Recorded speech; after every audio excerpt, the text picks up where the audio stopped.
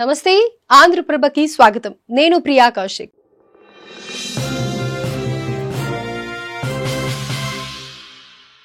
పాకిస్తాన్ పై మరోసారి నిప్పులు చెరిగారు ఎంఐఎం అధినేత హైదరాబాద్ ఎంపీ అసదుద్దీన్ ఓవైసీ ఆపరేషన్ సింధూర్ ద్వారా ఉగ్రవాదంపై భారత్ పోర్ను ప్రపంచానికి తెలియజేసేందుకు వెళ్లిన అఖిల పక్షాల ప్రతినిధి బృందంలో ఉన్న ఓవైసీ పాక్ పై తీవ్ర స్థాయిలో ధ్వజమెత్తారు. పాక్ చేస్తున్న దురాఘాతాలను రియాద్ ప్రభుత్వానికి అక్కడి ప్రజలకు కళ్లకు కట్టినట్లు చెప్పే ప్రయత్నం చేశారు అసదుద్దీన్ ఓవైసీ.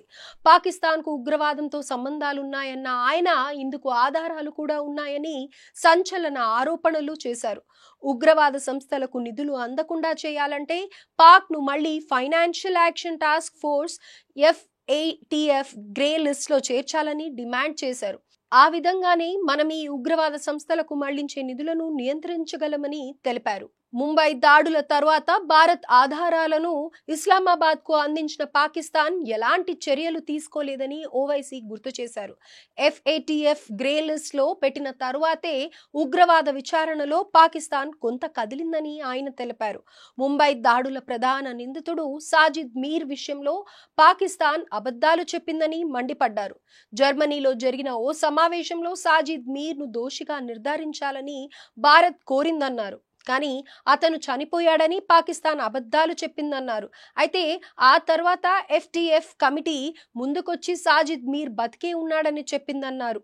విషయాన్ని గుర్తు చేశారు కూడా. అలాగే పాక్ ఆర్మీ చీఫ్ ఆసిమ్ మునీర్ కు ఫీల్డ్ మార్షల్ గా పదోన్నతి కల్పించడాన్ని ఓవైసీ తప్పుబట్టారు. అతనికి ఉగ్రవాదులతో సంబంధాలున్నాయన్న ఆయన అందుకు సాక్ష్యంగా ఒక ఫోటోని కూడా చూపించారు. ఆ కార్యక్రమంలో ఆసిమ్ మునీర్ పక్కనే అమెరికా గుర్తించిన ఉగ్రవాది మహమ్మద్ ఎహాసన్ కూర్చున్నాడని, ఫీల్డ్ మార్షల్ తో కరాచాలనం చేస్తున్న ఫోటోలు కూడా ఉన్నాయని తెలిపారు.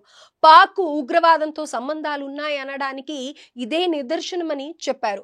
భారత్ లో అస్థిరత సృష్టించి హిందూ ముస్లింల మధ్య ఘర్షణలు రెచ్చగొట్టడమే లక్ష్యంగా పాక్ ప్రయత్నిస్తోందన్నారు.